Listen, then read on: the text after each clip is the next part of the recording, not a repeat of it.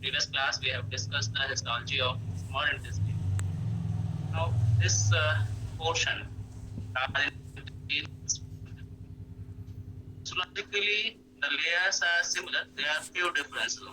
So since this large intestine, it is not related with absorption of nutrients, rather it is related with the absorption of the water, and also it is related with the formation of feces from this undigested portion of the material.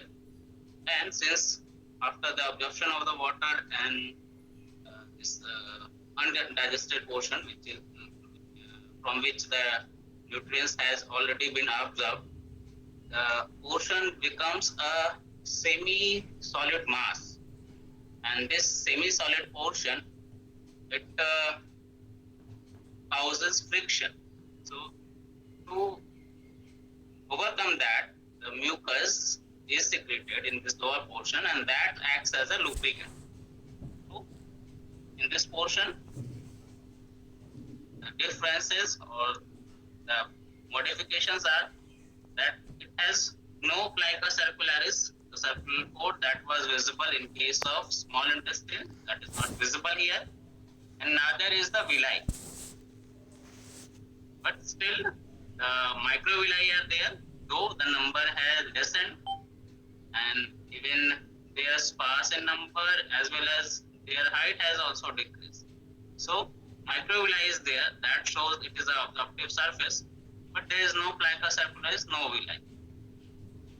Also this outer longitudinal layer, as evident in this portion, you can see this has this ribbon-like, also known as this colonic ribbon or tinea coli.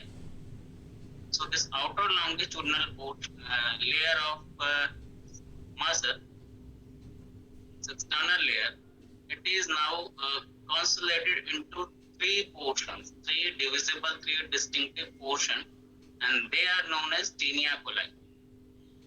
So they are not all around as previously, rather they are now in three bands, three consolidated bands, and these three bands, they are known as tinea coli. Now this colon, ascending portion and the descending portion, this is the retroperitoneal portion. So contains, and this transverse colon, it is mobile. So it is wrapped all over by the peritoneum. So the outermost layer, when we take section from the anterior wall, it contains the peritoneal covering. But if we take a section from the posterior wall, it doesn't contain any peritoneal covering. So that contains adventitia, and it is taken from the posterior wall, and the outermost layer is serosa if the section is from the anterior wall, from this ascending part and from this descending part.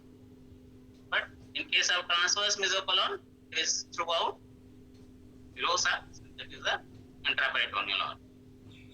Along with that, what we see, the serosa contains, or it wraps a mass of adipose tissue known as omental appendages.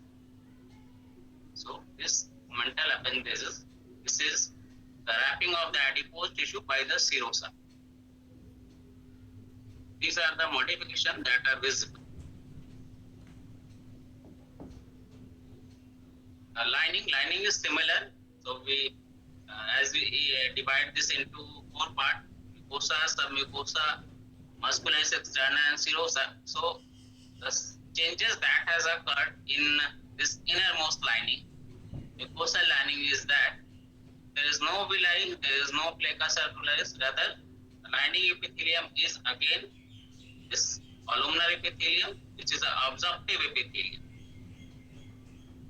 and contains short and irregular microvilli. So microvilli, the number are sparse, and these absorptive cells having these sparse microvilli, they are known as colonocytes. So similar to the enterocyte that was discussed in the section of the small intestine. Only difference is that they have shorter and irregular microvilli. still they are absorptive. So they are known as colonocytes. And goblet cells, they have increased in number only because the portion has become now, or even they later on even convert to a semi-solid material rather than being fluid as in case of time. So this modification is to ease that friction. So goblet cells, their number has increased and also the mucus secretion is accordingly increased. And that shows this empty looking portion in the H state. So number of goblet cells has increased and the columnar cells, they have again border are striated, brush border, but the microvilli are shorter and irregular. Now these lining epithelium, they invaginate into the lamina propria as shown here, into the lamina propria, and they form this intestinal gland. They are simple tubular glands, they extending into the lamina propria. And they even reach up to this portion of the muscularis mucosa.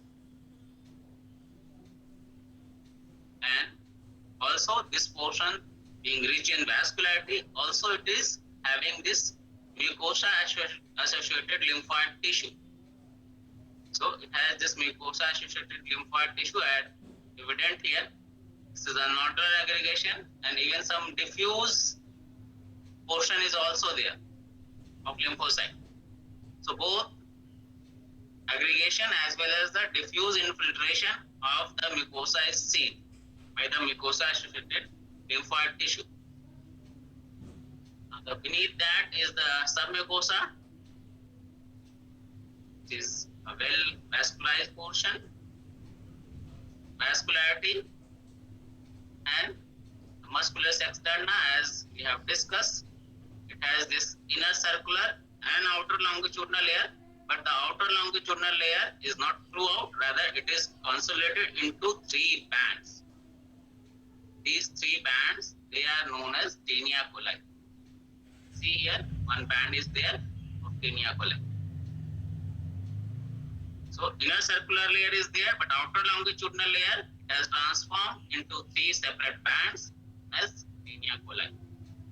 And the outermost layer, depending on the section from where it is taken, it is serosa or adventitia. Whenever this is a serosa, it may contain that adipose tissue aggregation, which is epiploic appendices. So these are the layers. We'll discuss them one by one. It is shown here. You can see how this portion of the colon is suspended. Since it is wrapped throughout, obviously this is a section from the transverse colon. You can see the wrapping all around. So what we see is that the lumen, you can see there is temporary folds. There are these temporary folds, and these temporary folds are only because the lumen is empty. So these are not permanent folds, they are temporary folds, and they are the folds of the mucosa having the core of the submucosa. They are the temporary folds. The lining epithelium here is of colonocytes, which is the simple columnar epithelium, along with the multiple goblet cells, simply looking cells. So goblet cells are there, and these penetrate into the lamina propria, the lining epithelium. They penetrate into the lamina propria as simple tubular glands, forming these crypt. So crypt of Liverpool, again visible here as simple tubular gland. Invagination of lining epithelium into the lamina propria. So, what it contains the lining epithelium, the lamina propria, which has this diffuse lymphocytic portion as well as the aggregation of the lymphoid nodule is visible somewhere.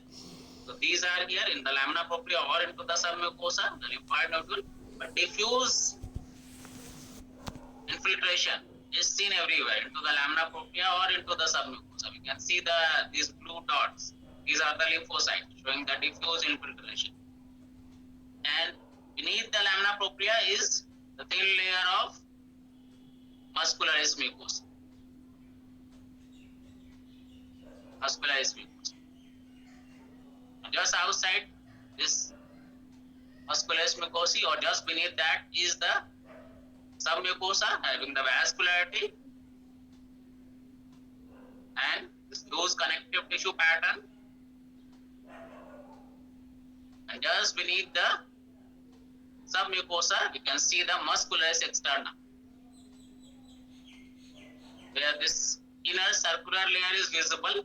Outer longitudinal layer, it is in three patches, three distinctive bands.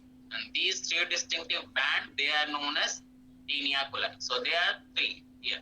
1, 2, and 3. They are not throughout. Rather, they are in three bands. And because of these bands, the area in between, this has this circulation. And that is known as haustra. So, because of the tonic contraction of this tinea coli, portion in between is thrown into these sac-like folds, and this is known as haustration or haustra. So, you can see the three distinctive bands of the outer longitudinal layer, which is tinea coli. The outermost layer is of serosa. This is the serosa, the peritoneum. So these are the layers of colon. Whether it is a portion of transverse colon, is throughout. When it is a portion from the ascending and descending part, anteriorly it is covered by serosa, posteriorly it is covered by the adventitia. Otherwise, the lining are same. So this is shown here in a stain preparation of HGS stain, and it is of 4x magnification. That's why we can see these temporary folds. You can appreciate this empty looking portion showing the goblet cells, and what we see is that these are the three bands. So the outer longitudinal layer, they are forming the three distinctive bands known as tinea coli.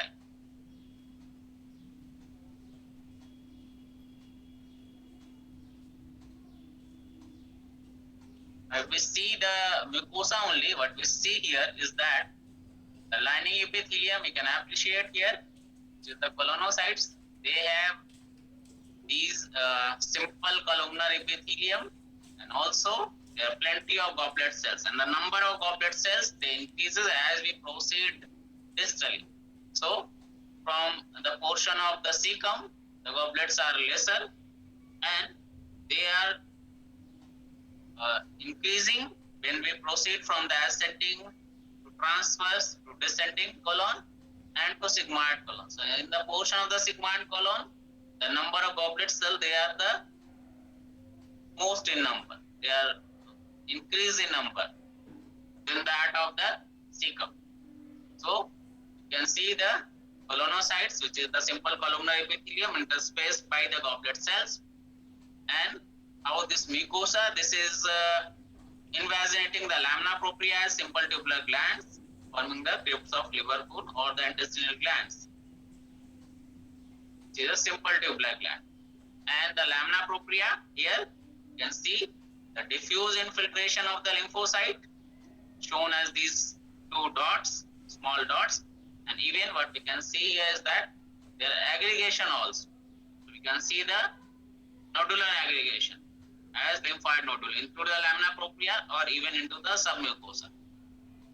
So you can see the deep penetrate intestinal glands, the invagination of the lining epithelium, and you can see the infiltration, diffuse or nodular aggregation of the lymphocytes.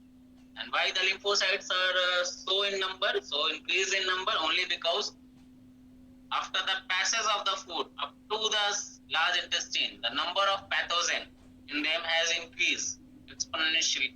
So this increased number of pathogen, we can see these infiltration of the lymphocyte to counter that pathogen. See the lymphocyte.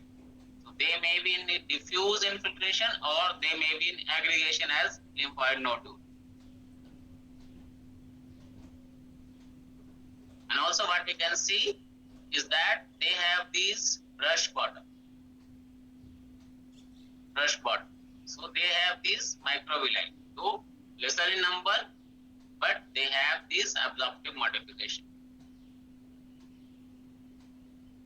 So in case of colon, the mucosa, it is having this simple tubular intestinal gland with absorptive columnar cells, which are known as colonocytes.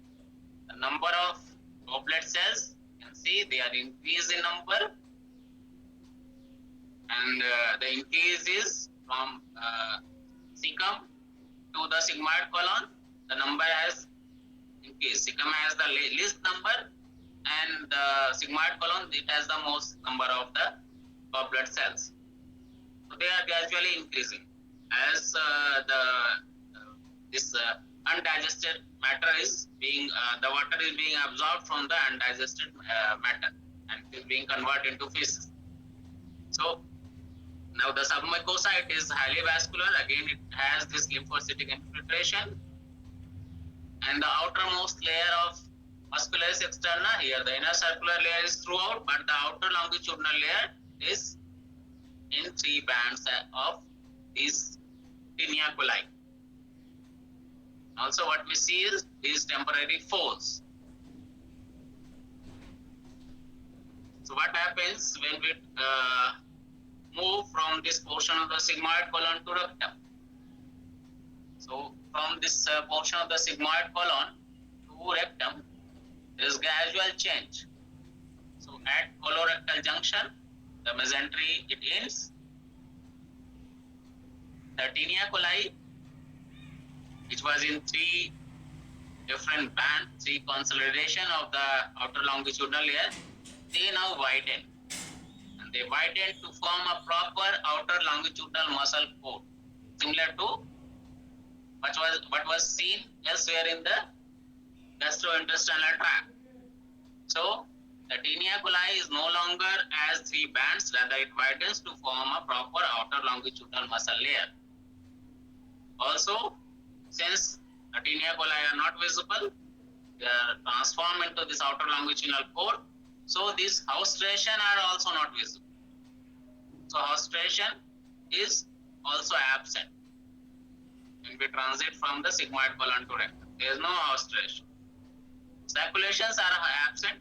So is the appendix epiploic. Epiploic appendages, they are also absent. So these are the transitions which are taking place. We'll discuss how we see the lining of the rectum. So these have the similar lining, only difference is that now the number of goblet cells, they are very much in number, much increased than that of the initial part. So we can see plenty of goblet cells along with this simple columnar epithelium. Temporary folds are also here, though in the lower part there may be, we can see this permanent fold also there, and everything is similar. Only the lymphocytic infiltration is more, since this is the distal part, and what is apparent now is that there is no tinea coli, rather there is a proper outer longitudinal coat. So we have this mucosa having the lining epithelium of simple columnar epithelium and goblet cells. You can see these invagination as the tubular glands, though the number of tubular glands, they are lesser in number and they are less deeper than that of the colon, and there is a infiltration of lymphocyte, nodular as well as diffuse. There is muscularis mucosae submucosa having this vascularity, and muscularis externa having a proper inner circular and outer longitudinal cord. So there is no tinea coli. And the outermost layer, since now there is no peritoneal fold, so we can see the connective tissue here, which is the adventitia. So these are the layers: mucosa, submucosa, muscularis externa having the inner circular and outer longitudinal layer, and adventitia.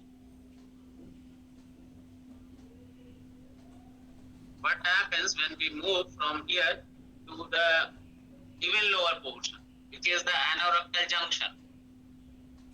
So at the anorectal junction, you can see before that, you can see these folds of the mucosa in the rectum. So these are the permanent folds, and they form the rectal valves. Rectal valves of Houston. These are shown here. So these are the permanent folds, not that temporary fold that was present in the colon. And at anorectal junction, what we see here is that there is a transition of lining epithelium. There is a transition of this muscle layer also. The muscle layer, they are now constellated, circular muscle layer. This is constellated to form the sphincter. There are two types of sphincter. There is an internal anal sphincter and there is external anal sphincter. And also we can see these pelvic diaphragm here, the muscles of the pelvic floor. So levator ani is also here, forming a sling around the anorectal junction. What you can see here is that levator ani is also visible in the section. And also just beneath the mucosal portion, you can see just beneath this portion is this large venous plexus. Venous plexus.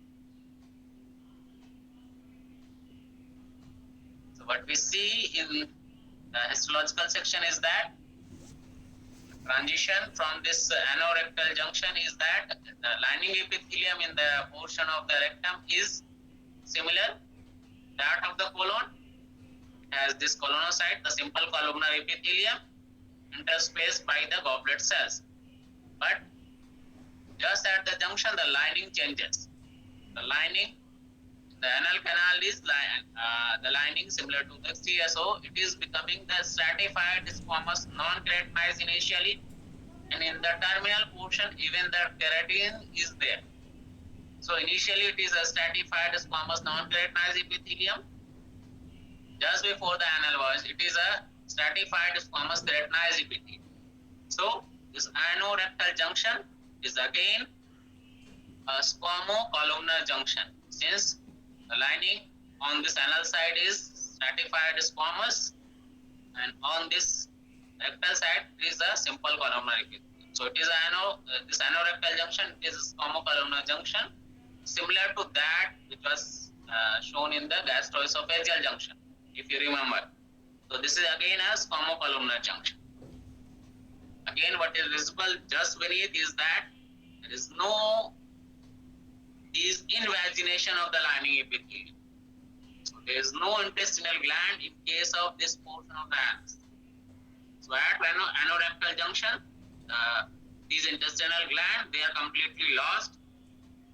And again, what is lost is the muscularis mucosae. So there is no muscularis mucosae which is visible in this portion of the anal canal. And this lamina propria and the submucosa, they merge to form this connective tissue. So they form the lamina propria of the anal canal only. So there is no discrimination between this lamina propria and the submucosa, since there is no muscularis mucosa. Only in this is the lamina propria of the anal canal. And this connective tissue, they form these ridges. So there is an interlinking of this mucosal lining into the connective tissue and connective tissue into the mucosal lining, forming the interlinking. So this interlinking, they prevent the friction in this portion.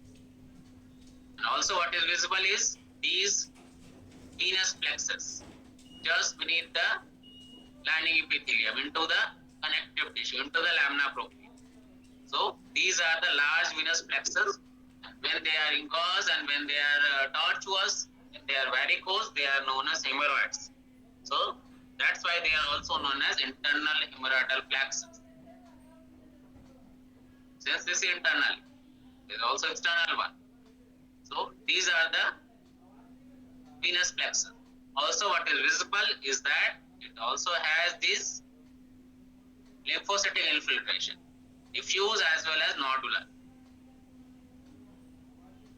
In the muscle portion, what we see is external muscularis externa, the inner circular layer. It is now consolidated to form the internal anal sphincter initially, and later it forms the external anal sphincter.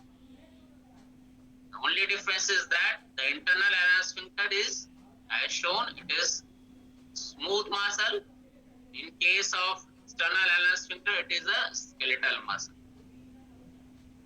And just outside, you can see there is this muscle from the pelvic diaphragm, the levator ani.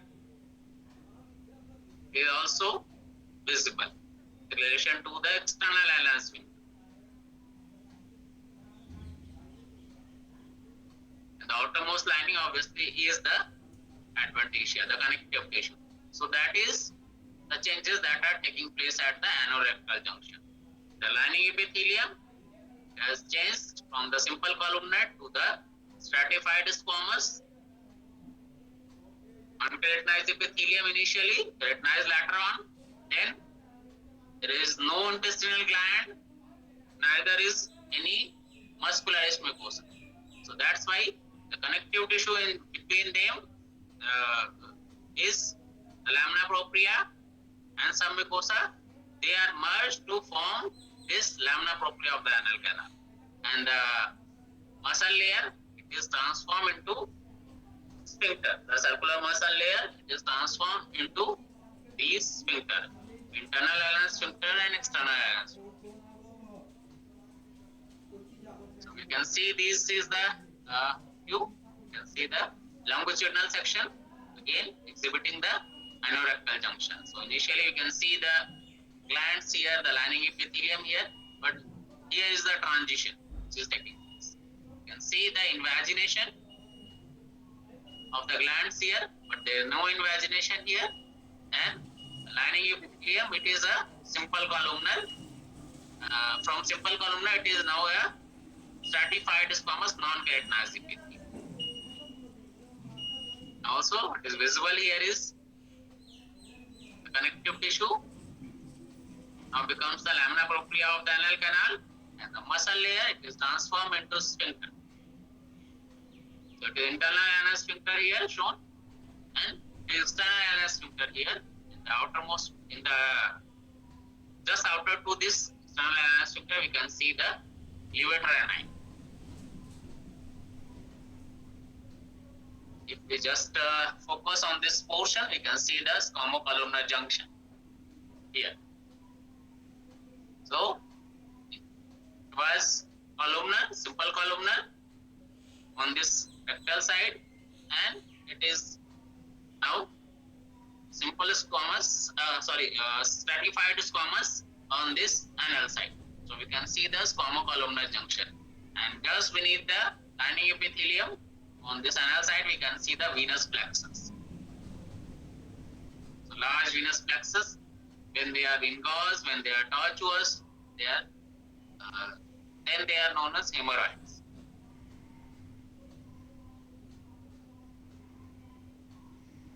So one more thing which is left here is at the ileocecal junction, in the cecum, we can see there is a blind tube or blind sac which is attached, and this portion is known as appendix or vermiform appendix. Vermiform appendix, the section of it, this is also very important. What we see here is that the sectional view, the crypts and the muscularis mucosae, they are poorly developed. So this intestinal crypt, they are not that much elaborate as was shown in the section of the colon. So the intestinal crypt, they are poorly developed, widely spaced, and the muscularis mucosae, this is again poorly developed. This is poorly developed muscularis mucosae only because of the presence of lymphoid nodules in the submucosa, which invades the lamina propria. So it is similar to that of the ileum. So the lymphoid nodules present in the submucosa, when it invades the lamina propria, the muscularis mucosae in between, it is broken. So it is poorly developed. And also the crypt of Lubercune, they are less in number and they are widely spaced. So dual crypts or intestinal gland, and there is no tinea coli. The muscularis externa, it has this characteristic inner circular and outer longitudinal layer. Outermost layer being the, this is lined by the peritoneum all around, so the outermost layer is of serosa.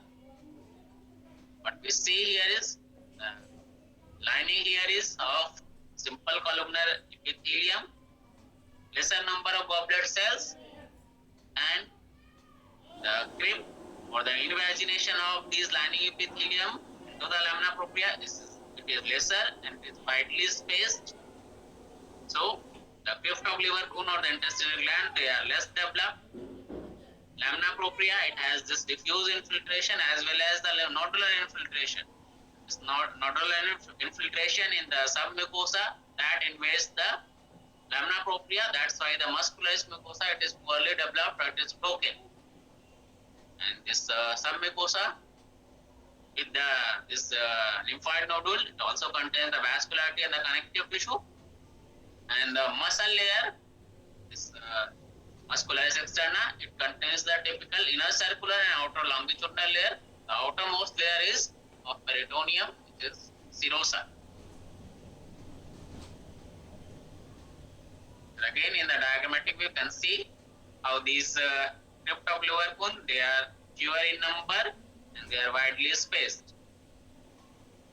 And these lymphoid nodules, they are visible in the submucosa and they are invading the lamina propria. And that's why the muscularis mucosae, this is broken, poorly developed.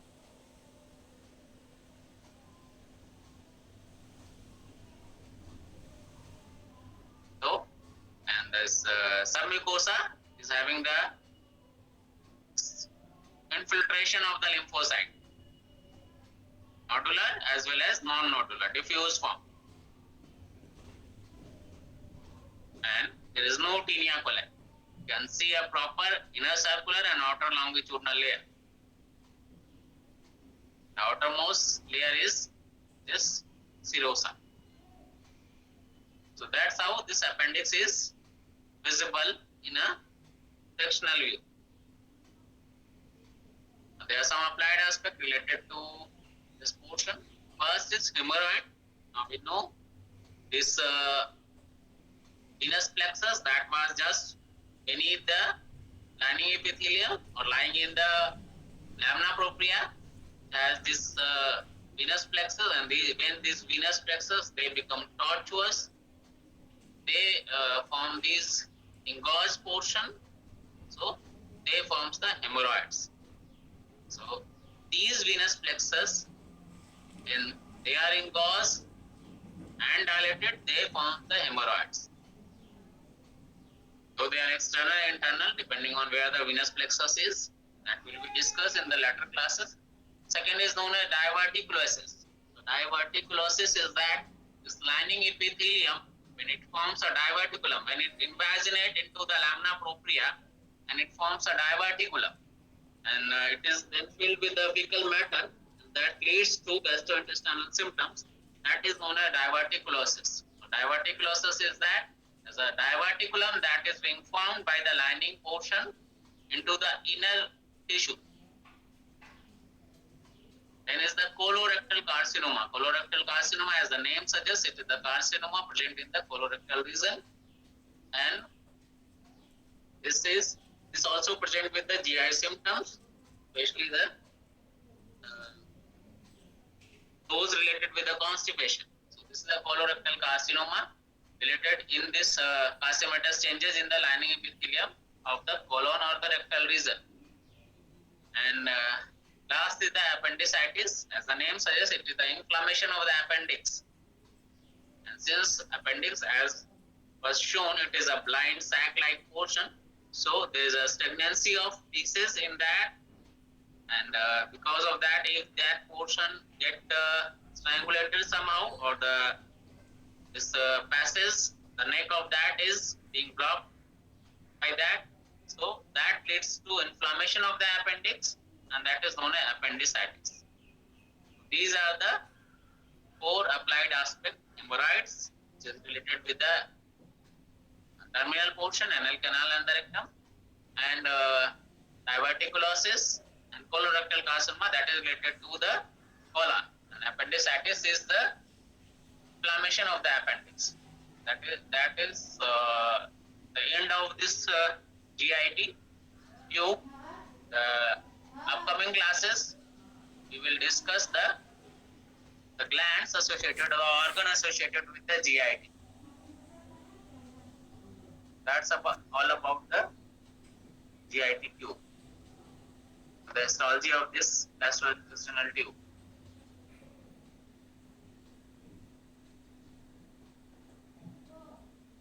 If you have any query, you may ask.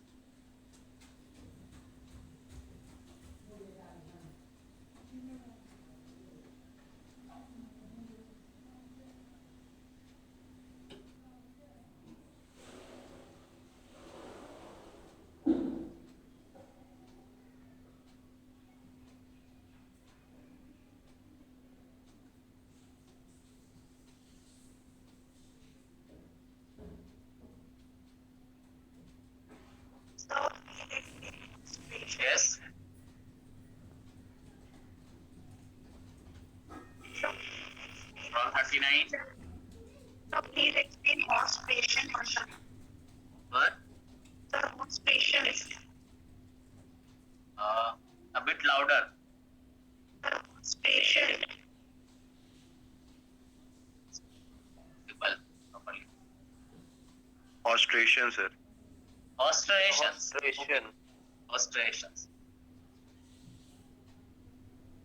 These are the ostrations. Can you see? These sacule. Can you see these sacules? Yes, sir. Huh? Can you see these sacules?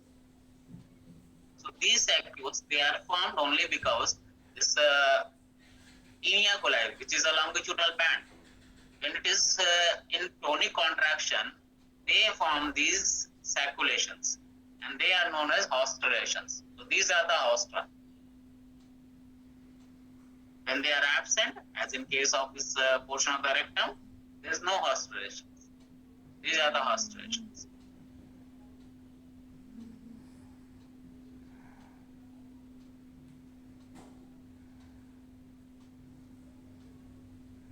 Anything else? Sir, explain, sir, diverticulosis. Yes. You have to speak loudly because the speaker is not Sir, audible properly. diverticulosis. Sir, Yes. Aman? diverticulosis. Diverticulosis. Yes, sir. Okay. You know, this is the lining. The interior here is shown. You can see the eosinophil junction. So you can see the interior lining here. And when they, because of this long constipation, or because of this dietary habit, we can say. So when this portion, this lining, it is pressurized, this is invaginating into this tissue beneath, and that forms a temporary, you can say they are similar to these vermiform appendix, only they are formed because of the constipation. So they are is diverticulum. So the fecal matter being diverted from this lumen into that diverticulum, which is a sac-like structure attached to this general lumen. So that is the diverticulosis, is the portion related to this invagination of the mucosa or the lining into the tissue beneath.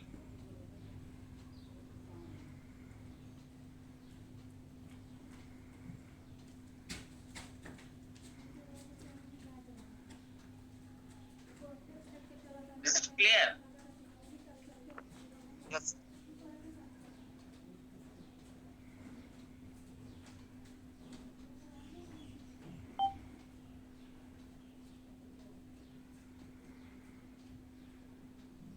Anything else?